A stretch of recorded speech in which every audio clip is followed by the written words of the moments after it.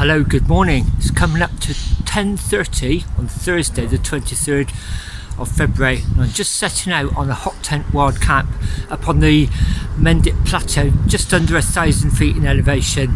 I'm going to be trying to camp on or very close to the original course of a Roman road. Where it bends to ease the gradient, the modern day road, I'm going to try and retrace the original course through some woods. So more about that en route. I'm going to be in my hot tent.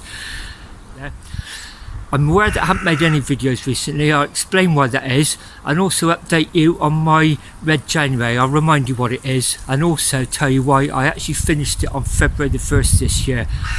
So technically a fail, but I'm quite pleased with how it went.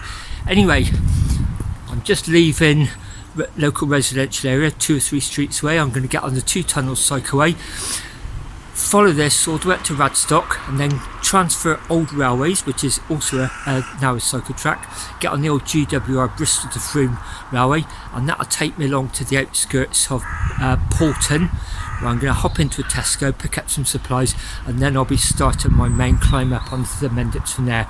So onwards this way. I'll talk to you.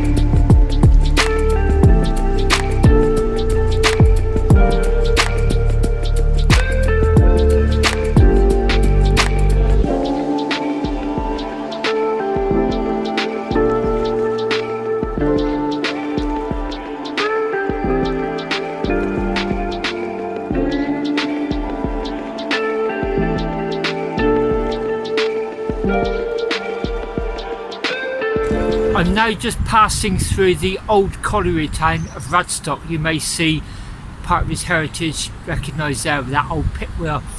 I've just followed the Sunset and Dorset Railway out from Bath to here. You can see that's a very, very busy road. I did refer at the top of the video that I'll give you an update what I've been up to. So just a quick refresher. For the last several years I've been taking part in Red January. It used to stand for Ride Every Day in January. I've always ridden, rode or ran. You know, a lot of it I do on my treadmill in home, and I've got a rowing machine. I've even got a turbo trainer and I ride outside. It's actually sort of transformed into be active every day. So basically it's to sort of just help you while away the winter blues, you know, because that post-Christmas dark month can sometimes sort of like demotivate people. And I found as a long distance cyclist and a cycle tourer, it really sets me up for the year. I don't bother registering or anything like that. I'm uncomfortable asking people for money actually. I just make a donation of £31, you know, 31 days in January, £31, quid a day, bargain. And I get so much from it, I really do. And I just feel like I want to give back. And let's face it, reciprocation is a huge sort of behavioural influence, isn't it? And it's a win-win. Yeah, sure, there's days when I sort of think, oh, I don't really feel like it, but you know, it's like a lot of things. Once you start, you know, you sort of think, oh great, I've really enjoyed it. And that's, I think that's one of the benefits with Red January, for not just me, but for many people in that community. It just forces you to commit yourself to that goal. Anyway, this year I had to finish it on February the 1st, and the reason for that is I didn't mention it on my last video at Stratford-on-Avon Youth Hostel, but I had terrible toothache overnight. I didn't want to complain on the video because complaining doesn't solve anything, does it? I just knew I had to get home, get some emergency treatment. I thought it was an abscess. As it turned out, it was a cracked tooth and he just needed to extract it there and then. That was the issue. The post-extraction medical advice from a professional was don't do vigorous exercise for 24 hours. So with a heavy heart, with a dose of common sense and a reality check, I didn't. So the penultimate day, January 30th, I didn't do any exercise. So I just continued January 31st into February the 1st. Technically I failed, mentally I feel just so pleased, and I've made my donation, which is always a nice thing to do. And part of that motivation, that commitment to sort of get myself really fit and be consistently fit during January, I wanted to try and ride a 100-mile cycle ride by the end of the month. So to meet that goal, I entered my first Audax calendar event for quite a few years actually. I rode the Audax Club Bristol Jack and Grace 100-kilometre event. It's really nice, it's such a traditional ride, really friendly, and I thoroughly enjoyed it. That was 100 kilometres, 62 miles. I rode there and back. It took it just over the century, so I managed to achieve that goal. Therefore, straight after that, it was into February. I just thought, am I up to a 200-kilometre ride yet? 125 miles. I've done 4/5 of it. Am I up to that sort of fitness yet? And I rode a couple in really benign weather actually, and they were really easy. I'm not saying I didn't get home a bit stiff and sore and tired, but I just felt relatively easy. Then I did my third consecutive weekend last week, and I hit some really strong headwinds on the way back from it. I did about almost half of it into quite a tiresome cold wind actually, and that really wrecked me by the end of it.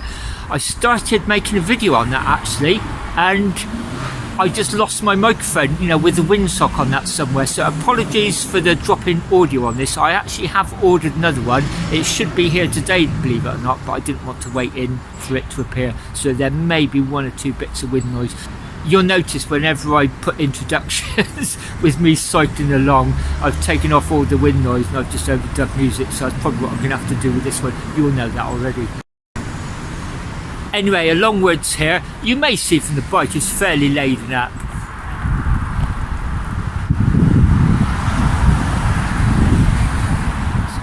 You can tell I'm now at Tesco's. The old railway runs along the bottom of here, so I've just deviated up here, picked myself up some supplies. Now I've got to put it on the bike somehow, look up over the Mendips. So 2 bottles of water, plus I've got a bottle there, plus squash I bought from Bath. Picked up a bag of kindling. I didn't go for the logs because I think I've got an axe, so I'm going to try and get some logs cut when I'm up there, just to dry kindling to get it started. I don't really like red wine, I'm a white wine man myself, but I do like rosé, sparkling rosé, so because it's steak I thought red rosé, you get the drift. There's a seat along there. I might just stop and have a sandwich actually, I'll get a bit peckish. I'm doing okay for time. And this main road along here, it's about 500 yards, so I can ride along the pavement. This is the site of an old colliery actually. They're all around here. There's a big slag heap behind there actually, and then I'll turn off onto a minor road and then start climbing up onto the Mendips. Now turned off that busy road that went past Tesco's at Thicket Mead, and I'm starting the climb proper up towards Edinburgh. It's always lovely coming past here, especially in spring. Look at that. Lots of snowdrops. There's some crocus over there as well. It really does feel like spring is about to burst. I'm very close to my destination. This is the road I've just climbed up after I crossed the A39 from Chewton Mendip, and it's come up to join this road here. This is the B3135 heading towards Wells, Shepton Mallet that way. I'm going that way towards Priddy, Cheddar, Burrington. This road is in fact a Roman road which ran from Winchester many miles that way to the Roman lead mines at Charterhouse up on West Mendip, just a few miles that way. And you probably see there's a curve here as it snakes around and zigzags up this hill, and then there's a road junction up there. The actual Roman road, I noticed this when I actually rode Margaret's 45p over 2 days on my bike.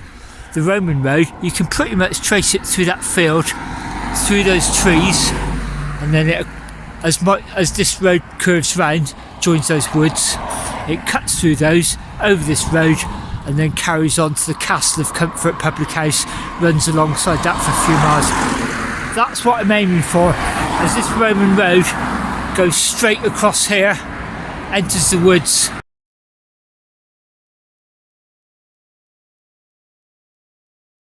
You can see how the landscape's changed. It's very foresty, open escarpment, plateau, limestone, dry stone walls covered in moss.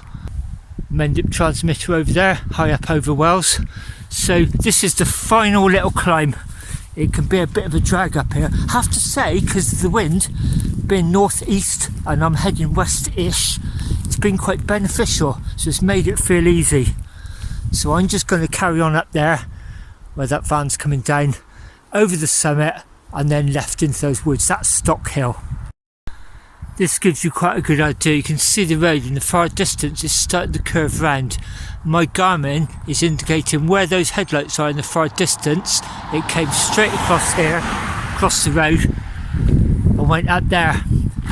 And that would be about right. I don't know if it's here or a bit further along, but if you do go along here on this B road, you get to a crossroads, and if you turn right, that's where the Castle of Comfort is along there, and this is heading exactly for that. So this is quite likely the old Roman road. Clearly I can't get across there. There's even a gap in the trees there. So what I'm going to do is go up, enter these woods, try and go around them and find somewhere near that gap of trees. Came up this busy road to where that van is, and I've turned down to one of these paths. Now, it'd be nice to think this is the Roman road, and it could be, but I personally don't think so. It's a bit too convenient. I think this is just a forestry track. And yeah, it could have crossed over there, but my feeling, and the Garmin is indicating it crossed over there. So, and my Garmin, I brought two up, so I'd have two shots at trying to find the exact spot. My Garmin is suggesting I go down there. When I get opposite where the point is, I'll try and get across there if there's a track. It's 3 o'clock now, so I've got 2 hours until it's dark. So the first priority is find somewhere to camp. I've got an axe with me, so I'll be looking for fallen wood or dead standing wood. The rule is wild camping, never cut down live wood. So I'll be looking for some logs and firewood.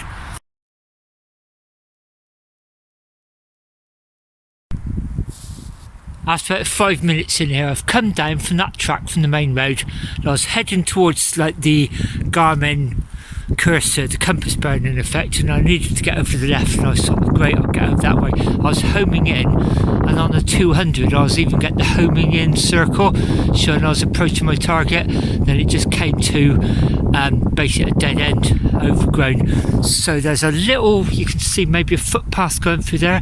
I may be making a rod from my own back trying to get too accurate, but that's what I came out for. I'm going to wheel it through there. Plus I don't want to be anywhere near this, you know, it's about after dark if anybody is up here. So I'm going to go in there, find myself a nice spot. The only thing is I may have the road noise, but I'm pretty sure that'll die down as it darkens. Anyway, let's try in here. I've taken more of a footpath into the woods, very green here. That track, which I'm running parallel to, was getting quite muddy and boggy. More trodden, looks like possibly vehicles might just get through there. But you can see it's definitely carrying on down here, and my Garmin is suggesting I'm very, very close, and I would be, because that was that point sort of over there that I was talking to you earlier on. Well, on one of my Garmins you may see I was heading down that track, got to a dead end just before I got to the thin grey line, and I'm now right on it. So I believe, and you can almost see where it came from, there's the road curling around there just through the trees. I can see traffic. It would have come straight across here, cutting through there. I wanted to get in the woods a little bit because I noticed there's a house up there. Obviously if I've got a wood burner and smoke going up, everything, lights may be a bit obvious. And also I just couldn't really find anywhere better than this. This is about as flat as I'm going to get it. I had a look up in the trees. There's nothing really substantial that could come down on the tent. It's not that windy anyway. It's going to be cold more than windy, but there's nothing really dangerous here that could come down if I'm about here. Yeah, I'm sort of happy with that. If it's really windy, I might think otherwise. Plenty of dead standing wood and plenty of fallen wood. So yeah, I'm going to start processing a bit of wood.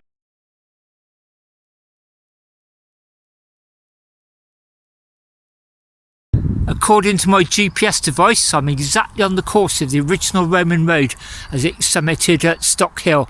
The modern variation goes around the hill. Romans went straight over obstacles that way up towards Chartres. I've chopped some wood, I've got some kindling, some medium stuff and some logs. Just about to erect my teepee tent and the titanium wood stove. Going to cook steak, chips and peas tonight, and I've got a bottle of sparkling rosé. Ciao! Have the tent up, I'm quite happy with it. It's about as taut as it's going to be. I've just erected the foldable wood burner, put its lid on, and it's all sort of buckled into shape. It does work, but it bends back into shape quite easily. I've just now got to roll the pipe. That stove jack is the hole where the piper comes through. It's like scorch pad, oven glove material. I've just got to erect the flue now. So that's the spark arrestor on one end. That's the clamp that'll take it into the body there and lock it into place. The chimney itself has actually got shape memory, and it folds up at 90 degrees. So as soon as I roll it out, it'll try and curl the other way. It's pretty easy to make into a chimney pipe. Okay, part one. The teepee tent's up. It's a cheapo off eBay called Mountain Cattle Camping. American respect. It's my Woods Walker titanium stove all erected. It's got a window down the side as well. That's accessory to dry some wood. There's the flue coming up through these heat resistant pads. That's called the stove jacks, and rings to hold it in place. I'm just preparing the interior now, so I'm just laying out a cheapo ground sheet, trying to curl it up and form a curtain to keep the drafts out. I've put down a German army ground sheet, that's bulletproof, excuse the pun. Then one of these cheap roll up heat reflective pads, and then I've got my Exped Sinmat UL7 on that. It's about 7 centimetres in depth, and it's got a very high thermal rating. I think it's 4.8 or something. Just pumped it up with this little pump, which is great. This is my tent pump now. Look what happens if I hold that in a couple of seconds. It goes even brighter, or you can have it in red. And it's got a little hook that I can hang up there at the top. Fantastic bit of kit. So all the firewood will go around here, my shoes and everything, luggage over there. I've been here coming up to 2 hours now. It's flown by. My priority was to get the wood prepared and then the stove and the tent all erected. I'm ready to get inside and light the fire soon. I've just phoned home, Linda. Just checked my watch, it's 6:15. It's amazing, it's still fairly light out actually. I rested the bike with the panniers up against the tree, locked it. I've got all my water, wine, everything outside cooling. Got several layers underneath me. Got all my fairy lights there, and there's also a CO monitor there, carbon monoxide alarm. I'm just going to get this lit in a minute. I bought my fire starting kit from home. I've got my fire still, a couple of bits of cardboard, some of these cotton circles, they're makeup wipes I think, and also just if it's really stubborn I've got a few of these waxed. They come from workshops. It's all the wax and the shavings from wood workshops that have compressed. So I'm going to get it started, get the fire lit, get changed, and I'm going to start boiling some water and maybe watch the 6 o'clock news. Appears to be going okay. Some of those logs I chopped, I've got sliced all the moss off the outsides and cut away most of the damp wood, but some of it's clearly going to need to be warmed up on the wood warmer, that cage. But yeah, the fire itself looks like it's taken okay. Right, I'm going to get changed in some casual clothes. I'm changed out my cycling clothes into my casuals. I've got my winter boots on me, and I'm heating up some oil. I bought out a jar of oil from home. I wasn't sure how much I'd need, so I'm going to chop some potatoes up into sort of cubes and then fry them. You may see I've got some frozen peas there. They're almost thawed. I'll boil them in some water and then I'll try and do the steak. I think the problem's going to be getting it all hot at the same time, but you know, let's give it a go. The fire's roaring away. I've cubed up one of the potatoes.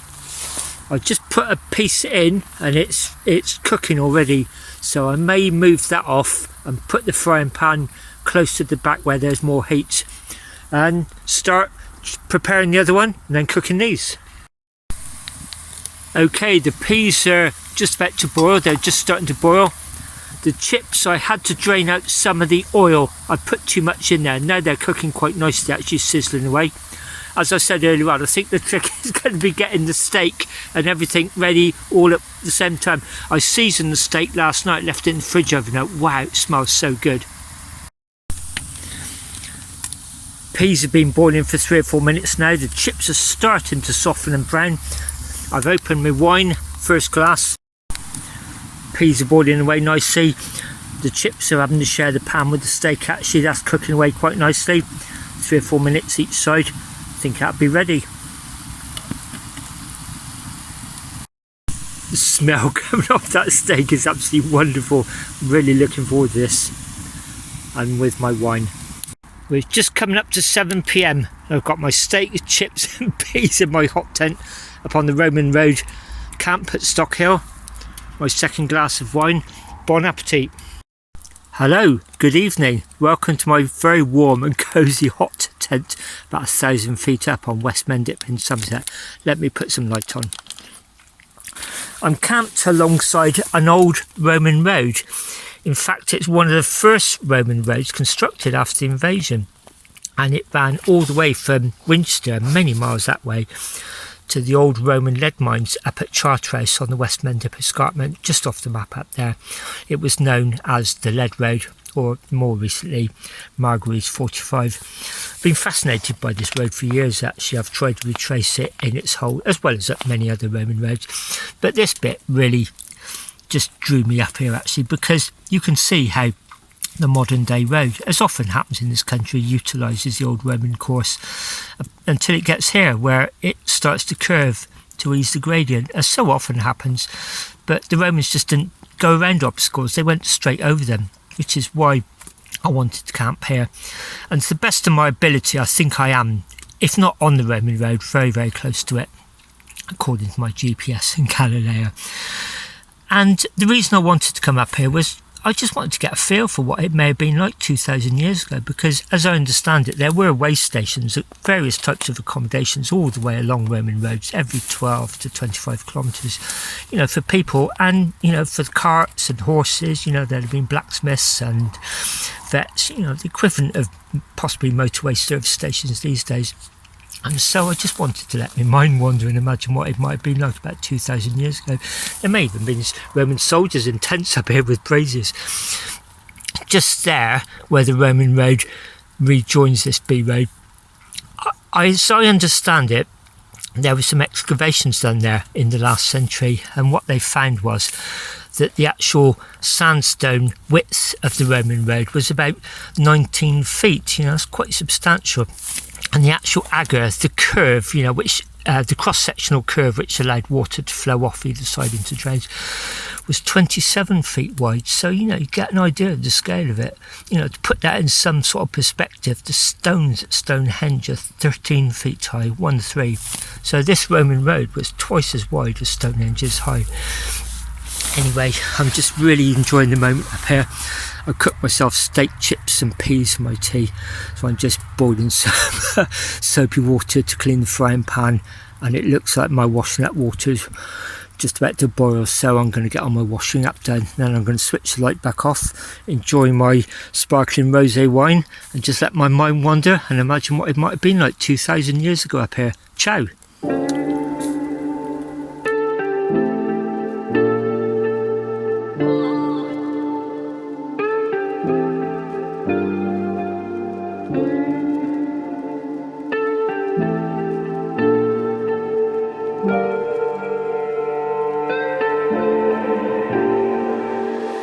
It's now 8:30 and there's still a few cars going by, but the noise has died down. You can see a lot of smoke coming off of the chimney. I've just stoked the fire up, actually.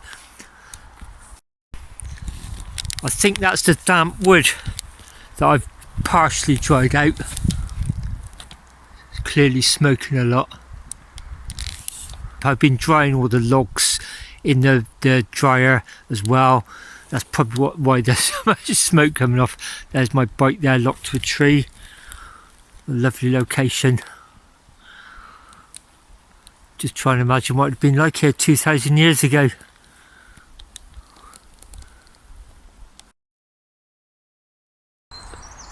Hello, good morning. It's now about 10 to 8 and I slept right through till about 7:15 this morning. I had quite a good night's sleep actually. I did get quite cold in the night. I woke up, my face, especially my nose, was very cold. Don't know what time it was, but it was pitch black. And I just pulled the drawstring tight, to sort of form the mummy shape around me to keep more heat in. And within about, well, I don't know, within a while, I just felt very warm again, and I must have drifted off back to sleep. Yeah, one thing last night when I was really chilling out, just before I went to sleep, I got everything ready, tidy, things where I needed it, and I noticed a drop in temperature as the embers died down.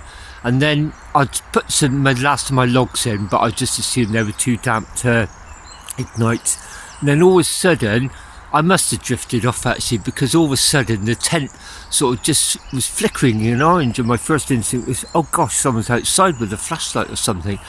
And it wasn't. The dry wood had suddenly ignited after, well, I don't know how long, because I've been drifted off, and just everything was roaring again in the tent. That's quite amazing. I will stress, I do bring a CO monitor, a carbon monoxide monitor, so if I was to go to sleep and there's a build-up of, exhaust, dangerous gases, it would alert me. So I sort of feel okay going to sleep with it burning. This morning I've got no logs left. There's some residue of one in there last night, I can see, but I've got my little mini trangia on. I'm just boiling some water up. There you go. Flames nicely blooming, and I'm just boiling some water up for my first coffee. Then I'll boil some more water up in my big pan over there, and I've got one of those Wayfarers all day breakfast. Just boil it in the bag basically. You just immerse the bag in a pot of boiling water for 8 minutes, take it out, let it stand. Somehow magically it seems to just drain all the water off the bag. You just tear the top and eat it out the bag, so there's no virtually washing up to do really. And you sometimes have those random thoughts during the night, or whenever it was dark. I was thinking, gosh, I came in off that path, which was not particularly well-defined path by the end, and then I just headed over here looking for a nice place to camp, and I suddenly thought, oh gosh, I hope I can find my way back. I might actually walk over there, because last thing I want to be doing is trundling the bike over all these little mounds and all that, but I can pretty see the course I brought in. I'm just basically heading back over that tree line. In effect, that's where the path goes. I think it's fairly easy to get back to. There are a couple of these little, you can see it's almost like where four-wheel drive big vehicles have been along and sort of dug these trenches, gouged these trenches out, and there's water channels going through them. So one or two of those were a little bit tricky to get across. There you can see one of them there actually, just by this downed tree. So I think that's, yeah, there it is, pretty much where I came in, along there, and then I'll pick up the path. It's only a few hundred yards. So I was quite close to some houses. Zoom in, because I don't think it's coming out that well. You can see there's a couple of houses over there, so I was quite close to habitation, to be honest. There's my cosy little hot tent from behind. I'm in no hurry to pack up and get away. I can't see anyone disturbing me along here, and what's the worst they can do? Tell me to pack up and leave, which is what I'm doing anyway. It's mostly downhill today actually, and the bike's going to be a bit lighter. Well, I've got the rubbish I need to bag up and take out. Looks like my water might be about to boil, so I'm going to get my coffee on and then start boiling some water up for the breakfast. Thought I'd tell you a little bit about the accommodations that may have been up here. As I said last night, I read that they were every so many kilometres. When you sort of think about it, these days we can drive to Manchester watch United and drive back the same day, can't we? But there's still motorway service stations. But in those days, I think about 10 to 18 miles was about the maximum, so clearly there were going to be more waypoints, service places. So I did a quick bit of reading, and the ones that jumped out of me, they were called Amancio to start with, which was an official stopping place on a Roman road for use of officials and those on official business. Then for non-official travellers, there were Copones, I hope I'm pronouncing that right. They were quite often placed near Amancio, but were somewhat disreputable, i.e. there was prostitution, they frequented by thieves, and some that have been excavated have been sort of covered in graffiti. Then there were Tabernae, again hope I pronounced that right. This was more for genteel travellers, and it often used houses placed near the Roman road that were required by law to offer hospitality. And then for servicing the animals in the vehicles, there were mutations and stations. And that got me thinking, really. It sort of reflects our modern day pub system, really, doesn't it? Which we don't really give a lot of thought to. I don't anyway. For instance, we think of pubs sort of as a blanket term, I do anyway. But there were inns from the 12th century onwards, used as a house for accommodating travellers. There were taverns which sold wine and food to the well-off, and then there were ale houses which sold beer and food to sort of a different clientele. And they all kind of morphed into pubs, haven't they? We see it today even in their names. And looking at my Ordnance Survey map of Roman Britain, I mean, it's no good for navigating, but I mean it's quite good for inspiration and just, you know, planning. And I noticed there's different forms of mines and villas all along Margreaves 45. There's a limestone mine, the lead mines up there. Looks like there was a fort at the very end. And it got me wondering, I wonder what else travelled along that road, you know, as well as the lead. Obviously essential utilities like food, drink and water, I suppose. And then there would have been trade, wouldn't there? Got me wondering last night, after that wine actually, whether it could have been gold, frankincense and myrrh, or as we may say these days, precious metal, oil and grooming products. Voila, there's the first of my coffees ready to drink. Just boiling the water ready for this Wayfarer all day breakfast. Got those as Christmas presents from Linda actually, because we both spend about £100 on each other, and she had spent her money. She said, I've got about £8 to £9 left to spend, anything that's going to fit that bill.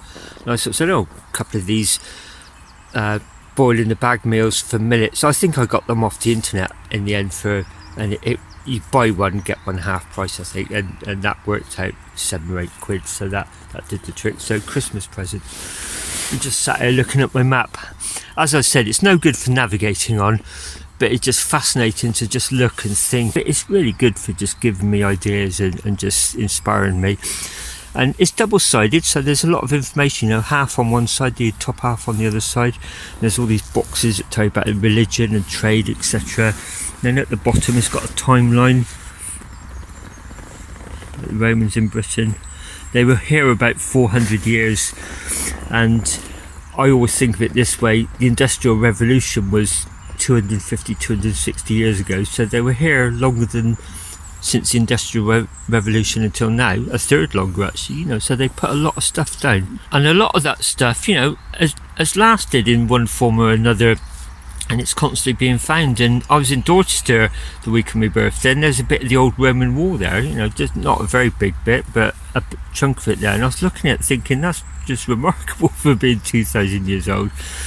And I was reading about Roman concrete, you know, like modern concrete lasts decades, doesn't it? It cracks, well, the reinforcing steel rust.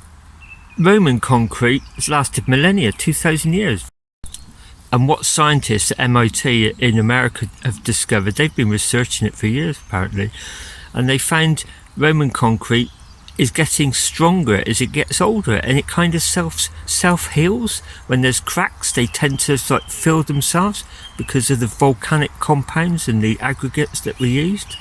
And also it's very, very environmentally friendly compared to sort of concrete made these days.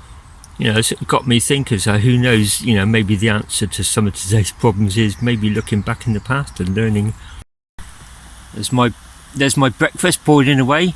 You have to scrunch it up to get it into. There's my breakfast boiling away. You have to kind of scrunch the bag up and manipulate it into the pan.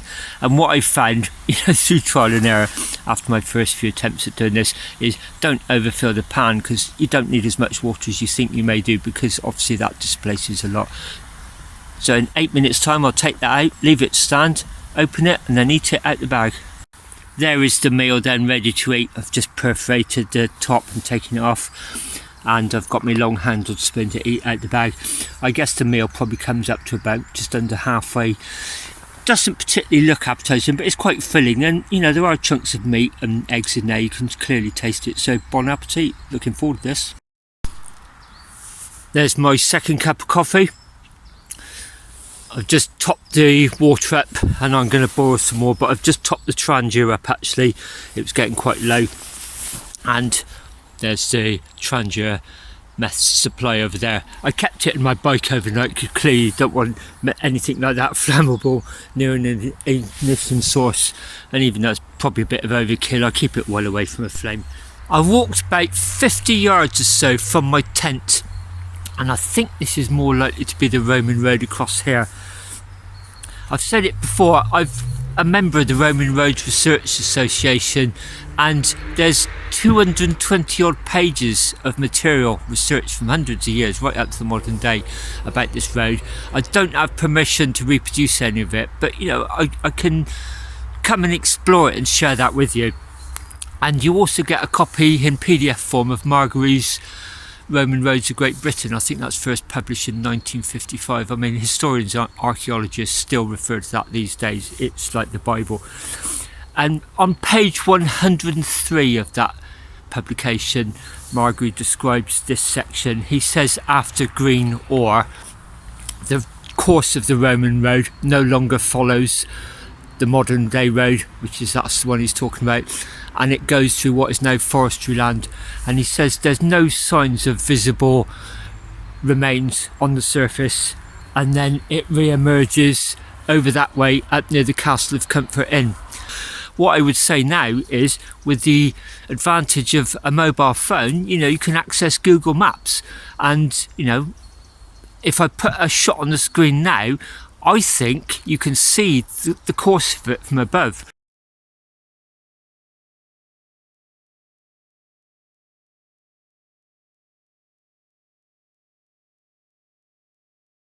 And I guess anybody who's trained in LiDAR, which is like aeroplanes firing lasers down at the ground, you know, which can penetrate through vegetation and undergrowth, they may even identify more. As I said, I don't think it's beyond the realms of possibility. There could have been some sort of accommodation up here. You wouldn't want to be caught up here overnight 2,000 years ago. And you know, there's plenty of pubs around in there. There's the Castle of Comfort, there's, until a few years ago, there was the Miners' Arms. You got the Hunter's Rest just a few miles down that way. You know, there's one down at West Mendip. The Wagon and Horse is much further along near Shepton Mallet. So there's plenty of pubs up at this elevation. So as I said, I don't think it's unreasonable to suggest there could have been some mansio or tavern or something like that 2,000 years ago. Something I've always loved about camping ever since I was, you know, in my teenage years, and it's stayed with me to this day. You know, I'm in my mid-60s now, and it's the fact that there's that primeval feeling of just having the, you know, the basics of life: food, shelter and warmth. And the other crucial thing is you need to source water. You know, all these things that at home we're just so used to turning the tap on. It's not until you have to start thinking about, where am I going to source it? How am I going to carry it? Will it be enough? You know, just all these sort of things that make the whole, for me anyway, the whole camping experience so much richer. And when you start overlaying that onto, you know, my interest in history, you can sort of see where it just gives it like another dimension. I was sat in that tent last night sort of thinking, wow, I wonder what it might have been like 2,000 years ago to have spent the night up here after a long journey, and you've still got an arduous trek to go. Trying to strip down the tent now, and as usual, luxury of dry weather, I've just put my ground sheet out and I'm making things into piles. So there's like cooking stuff there, there's my sleep system, wash stuff up the top, clothes begun with that. It just helps me not forget anything or suddenly sort of think, oh, I've packed that away, I need to add this to it. So it's a procedure I found works for me. Everything's dismantled and folded up now, ready to go in those 4 panniers. All my rubbish is in a bag, I bungeed that to back. Everything I bought in, I'll be taking out, apart from my natural waste, and that's buried in a latrine over there. And there's all my stuff in piles, ready to go in the 4 panniers. That's me then, all packed up, ready to retrace just back that busy B road, a few hundred yards downhill, then spur off to the outskirts of West Mendip. Then I'll follow that contour along to Chilcompton, probably pop in the co-op there because they do a pretty neat bit of a pizza slice, and I'll have my lunch there. Hope you've enjoyed coming along with me on this one. In the meantime, look out for each everyone, take care, see you next time.